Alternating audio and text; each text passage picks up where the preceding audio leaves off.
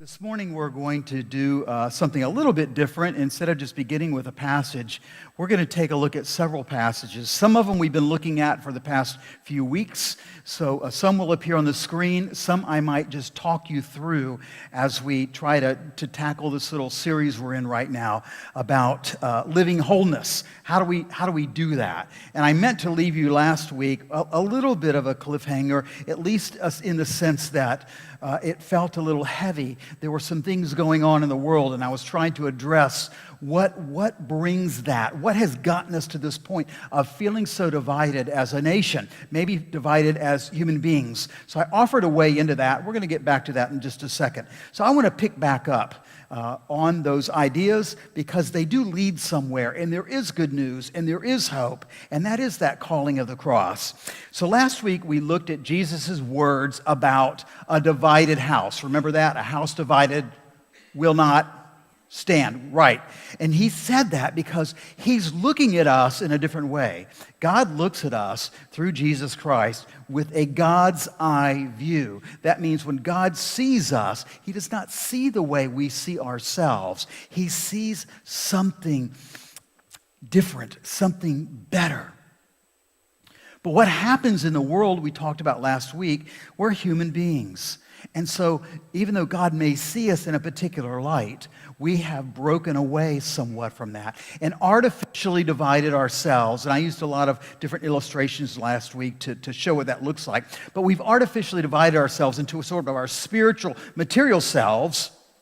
About our physical material selves and our spiritual, kind of soulful selves. Like there's kind of two parts. And I said last week, in my estimate, for whatever that's worth, part of what we see going on in the world today, especially in our country, in our culture, is a fight going on, a split between these two factions. It's kind of like we don't know which side to live out of. And Jesus said splitting ourselves in this way is like, well, in his analogy, when we looked at that passage last week, it's like God against God. It doesn't work. It can't stand. It's impossible. So when God looks at us today, God's looking at us, looking at me.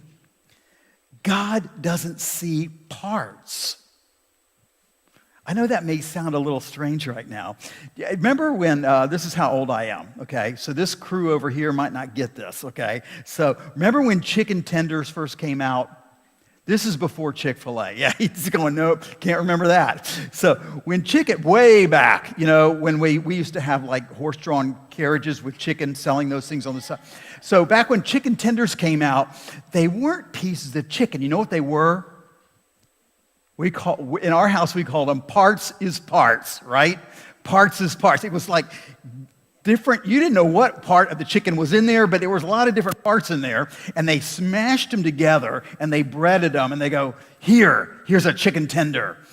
Parts is parts. It was really a whole bunch of different things just kind of shoved together.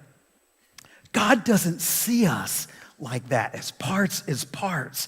He sees us and desires in us a living, unified wholeness. That's how he created us to function in the world for the kingdom, for his kingdom. That's the design. Now, we've gotten away from that, but back in Jesus' day, in the first century, the Hebrew understanding of wholeness was much closer to this God's eye view of who we are, what God sees when God looks at us. This parts is parts thing in our culture, they would never had even imagined something like that. When we think of, our bodies and the spirit, especially when we think of the spirit or the soul, I think if I said, imagine your spirit or your soul, I think what would pop into your head is some kind of sort of gas-like substance or cloud, some ghostly thing that's inside of you that makes you alive. I don't know how you imagine it. That's sort of how it works for me. But the Hebrew word for soul is quite interesting. It's nephesh, and that word literally means whole person. So when the Hebrews thought about the soul, They didn't break it up into parts as parts. It was all of who we are, both spiritual and material. It was a whole, fully integrated self. Now, I have a little, we didn't have time for a children's message today, but I brought in a little Jell-O, box of Jell-O. Anybody have Jell-O at home? Ever make Jell-O? What do you need to make Jell-O? Two things, right? Water and Jell-O. You need gelatin, right? So there's two parts, correct? There's water, that's two things I can count. So two parts go in there. But what happens when you mix Jell-O up with water? Oh, something else happens, doesn't it? It turns into that lovely little dessert, that little jiggly dessert. Yeah, right. It turns into Jell-O, and it's no longer just water and powder, is it? It's a unified whole, and you can't separate it out. Try. Go make some Jell-O and then try to separate it back apart. It's a unified whole. Now, see, the Hebrews of Jesus' day would see us that way. 100% physical self and 100% spiritual self, and I can do the math.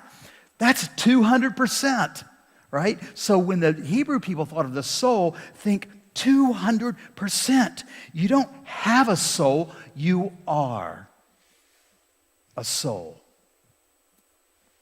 And this is the way of living wholeness that God's talking about. This is how you can live and enjoy life. It's God's intention. It's how we find joy, fulfillment, purpose. It's part of God's intention. So here's how the Apostle Paul talked about this. I'm going to go back to something we've looked at before. In Romans 12:1, this is going to be very familiar to you. Paul's encouraging the church. He's encouraging Christian folk. And he says to them, I want all of you to offer your bodies. Now, we're going to think this, right? Think 200%. Think Jell-O, okay? A whole. He says, offer your bodies as a living sacrifice, holy and pleasing to God. Now, he's not talking about that X-ray image that I showed last week. Not just skin, not just bone, not just a portion here and a portion there, a portion of the spirit. But he's talking about offer your bodies is a unity. Our minds, our hearts, our souls, a unity, a created intention from God. All Paul is doing in that passage, if you go back and read it later, all he's doing is he's pouring his Jewish self into his Christian church. It's nothing new. It's just his understanding, and he's applying that right in to folks who want to follow Jesus. So as I said, the Jewish people would not see parts. They'd see a whole self. And they would never think of compartmentalizing their life into body and spirit, spiritual, physical. They wouldn't do that. They were Jewish. Guess who else was Jewish? Jesus was Jewish. I know it strikes us as quite a strange thing. Wasn't he a Christian? No, he was Jewish. He was the Messiah. When he talked about and taught about this idea of a divided house, he would not consider those people that followed him as having two parts. He would not have considered them spiritual and physical. He would never even think about it that way. He would think about Jell-O. He wouldn't see two, he'd see a whole.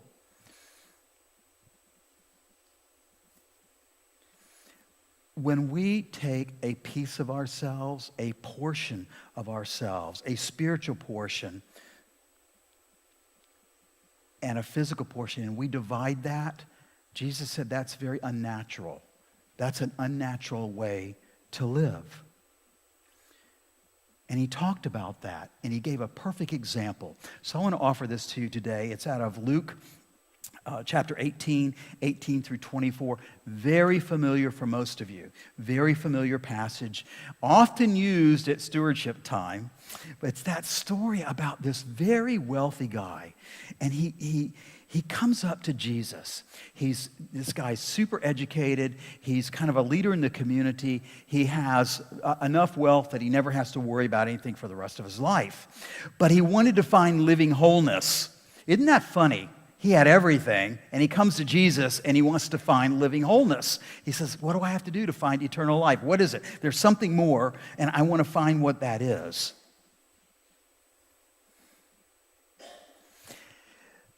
The interesting part of the story is that he only wants to offer a portion of himself to that journey.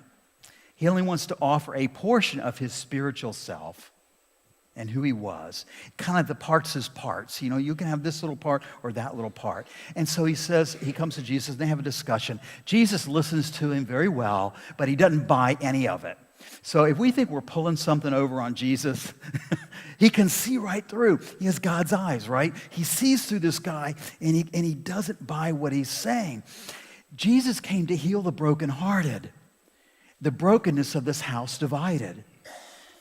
And so he sorts this fellow's issue out real quick. And he applies this Hebrew understanding, this concept of living wholeness to this guy's search, to his journey. The fellow was a divided self. And maybe that's why he was seeking Jesus out. In his life, he's living this divided house. And maybe it has left him a little empty. Maybe it has left him a little wanting. And that's why he's coming to Jesus and say, show me the way to life. I'd like to know. Can you show me? But like most of us, probably all of us, he's put up an artificial barrier between his material self, his material world, and his spiritual self, the spiritual world. So here's the interesting thing about the story. The healer God in Jesus Christ sees his brokenness.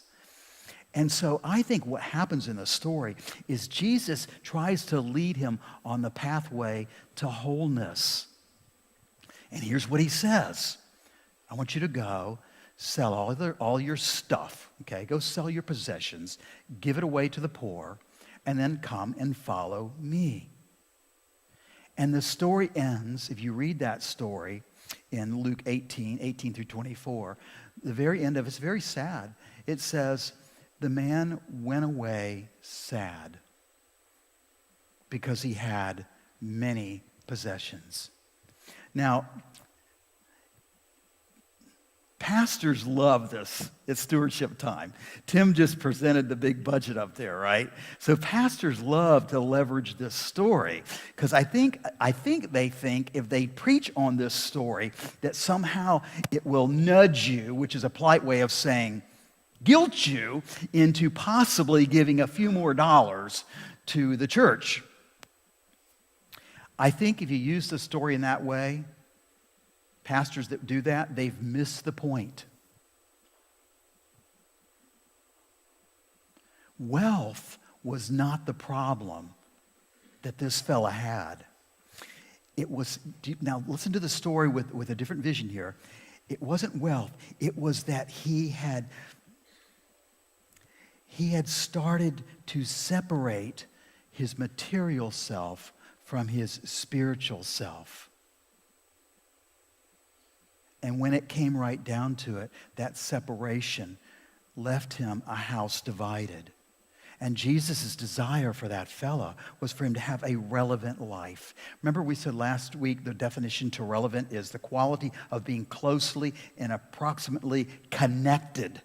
I think Jesus sorted the guy out and said, man, he's a house divided. He's splitting himself. And let me help him find the way. Let me help him to find a way to connect both his spiritual aspect and his physical aspect. And so I think Jesus offered a way for him to do that. May have been different for somebody else. For this particular guy, he gave him instructions. And instead of taking Jesus' advice and becoming a fully integrated whole person, he couldn't do it. Maybe the spiritual part wanted to, but the physical part, it said he had a lot of possessions. That was the physical part. There was an internal struggle, and he went away, and he was very sad. I think Jesus was inviting him to 200% faith. Remember, 100% spiritual, 100% material, fully integrated. Jesus is saying, man, if you want to find life, I want you to live a 200% faith, and here's how you do it. a harmony in spirit and in body. So how do we do that? If we've seen the case laid out, we saw Paul address it, we saw Jesus address it, and actually try to offer healing to somebody that was feeling this internal struggle, how do we become relevant? Because that's the key.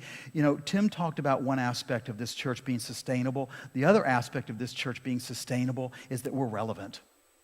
If we lose that connection of who we are in Jesus Christ, we will go the way of many churches. How do we become relevant for God? How do we experience this living wholeness that God created for us, that desire? How do we pursue that? It's pretty simple. We just look at Jesus, look at his story. We integrate spiritual and material selves, Jesus' way. If you want to lean into, I love that term, everybody wants to say that today, so I just said it. If you want to lean into this relevant life, it starts with having good eyes. Good eyes. Now, we've talked about that before. Good eyes are one way of connecting up our spiritual selves and our physical selves to where they are relative, they are sincere. We talked about that last week too. It's all of who we are. Now, we've talked, I think several years ago I did a series on what would Rabbi Jesus do, and it was a look through the Jewish eyes of Jesus. And we talked a little bit about this, but I want to revisit it. Lots of folks are new in the church over the past 5 or 6 years. So what does having good eyes really mean for Christians? Eyes they're a part of the body. But for Jesus, he's Jewish. He wouldn't just see the physical part of what eyes do. He sees the spiritual part of what eyes do. Jesus calls us to have good eyes. The Hebrew there is ayin tov, good eyes. It literally means that you see with your whole self and you act on what you see. If you are Jewish, you want to have good eyes. Every Hebrew wanted to have good eyes. It meant you were selfless. You were dedicated to God. You were generous in order to make a difference for somebody else. You didn't count the cost. If you saw the issue, you stepped in to solve the issue as best God had enabled you to do.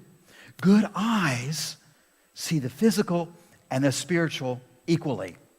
Here's how this works. We looked at Proverbs 22:9 3 weeks ago, and I think that might show up on the screen. Proverbs 22:9. It says this: those who are generous, read those first 1, 2, 3, 4 words with me. Those who are generous, you see the word generous there? If you go look in your Hebrew Bible, I'm sure everybody has one at home. Go look in your Hebrew Bible for that word generous. You know what it says? Ayin tov.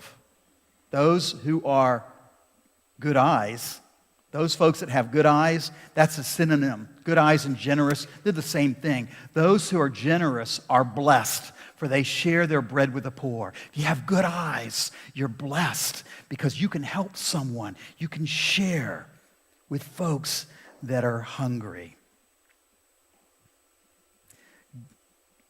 The opposite of good eyes, of course, is bad eyes.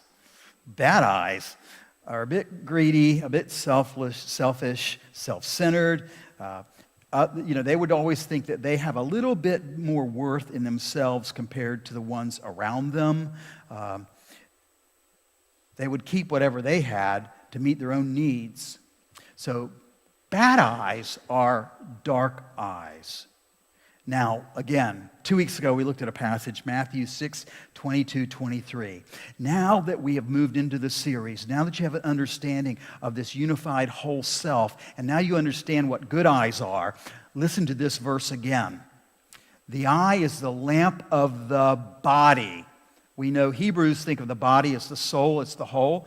The eye is the lamp of the body of your whole self, fully integrated. So if your eye is healthy, good eyes, your whole body will be full of light. But here's the other side. But if your eye is unhealthy, your whole body will be full of darkness. If then the light in you is darkness, how great is that darkness? Whoa. Bad eyes. We're called to have good eyes. we're also called not to staple our notes together, so we can actually turn the page. The path for us to have wholeness is to see with God's vision, is to have good eyesight, good eyes, Hebrew good eyes, Jesus good eyes. The rich guy's real issue, it was his eyes. They're weak. They were leaning toward the bad side, not in a physical sense, but in a relative sense. Remember connection. He was myopic. He was single-focused. He couldn't incorporate all of who he was and all God gave him. So Jesus said, I've come to give sight to the blind. And we think this kind of sight, right? I've come to make a miracle. Somebody who couldn't see. Well, it is a miracle when we begin to see with good eyes, Ayin Tov, and we can be effective for God. Jesus was just helping him be relevant, right? He wanted him to have 200% faith. That was the path. So for us, it means good eyes don't squint. I think that's probably some of the problem going on in our country. We sort of squint a little bit. Even as Christians, we don't have our good eyes fully open. We're squinting to include only parts at times. But the good eyes don't squint. They're wide open. They see a unity that is God-breathed. They live out of that. And they are relevant. We can be relevant when we're connecting in that unity. A unity in ourselves, who God made us to be. So here's my one pitch. Stewardship, we think, is something that happens once a year when we come next week and we bring our pledges, our tithes, our offerings, whatever you want to call that. We think that's what it's about. And remember 2 weeks ago I said, really to think about giving 10% is probably not very biblical, although it is in one sense, but in terms of God's eyes, it's something different. And I found this quote and I thought it was perfect for what I think Jesus is trying to teach us. Stewardship doesn't speak of 10% of life, it speaks of 100% of what I possess. That's the soul, that's the full integration. The Glenn McDonald, who I quoted, he says, we're not 10% spiritual life, and 90% material stuff. This is going to sound familiar. He says we're 100% spiritual and 100% material, but souled bodies. That's the unity. So we want to connect up body and spirit. And it does include our resources. It's not a part of what we do. It's 100% of who we are. Our time, our talents, that's all part of good eyes. Our gifts, yes, our gifts are part of good eyes. Financial support to Jesus' church, yes, it's part of it. It's having good eyes. And we'll all be given an opportunity to do that next week. You're going to be called to come forward, and you're going to get two things. You probably already got them in the mail. I think Tim referred to them. You got a time and talent sheet and a pledge card. It's kind of like 100%, 100%. Either one of those by themselves, it's okay, but it's not great. Together, it's powerful. So even if you don't find yourself in a position to do something financially, then I want you to pay strong attention to the time and talent, because anybody can offer their time. Anybody can offer their God-given talents, whatever they may be. That's part of having good eyes. You'll get that opportunity next week. I want to close with this. Hey, we're almost out of time. How do you like that? We did pretty good. Good eyes, Ayin Tov, good eyes are a blessing. A blessing. I'm not going to give you another Hebrew lesson, but I'll just tell you, the Hebrew word for blessing literally means to kneel down and present a gift. Have you got the picture? If you want to be a blessing, you kneel down and you present a gift in respect to another. That's good eyes. That's good eyesight. If the world does seem troubled, and I think it does, and seems divided, and I think it is, the answer is pretty simple for us who follow Jesus Christ as Lord and Savior. The answer is we are Jesus' church. We are his body. And I've said this before, and I'm going to keep saying it, because instead of pointing to the problems, we have to come face to face with this reality. Because of following Jesus Christ, because of having a wholeness in our living, because we have good eyes, we are the hope of the world. It isn't anybody else. We are God's people. We've been chosen to be that shining light. Remember the Proverbs verse. We are that shining light. We bless others. We're called to be a blessing to offer to others. So to be relevant is to pursue living wholeness through Jesus Christ and to give hope to a nation divided. And yes, we're called to bless. This is a little aside, but it's been a part of my thinking in this series. I wonder, I'm just going to try this out on you, and I want you to go out today thinking about this. If we saw people, even the enemies, even people that we disagree with politically, socially, you put whatever you on it, okay? If we're in disagreement or we feel apart or divided, what if we saw those people, those individuals, as living spiritual beings? Body and soul.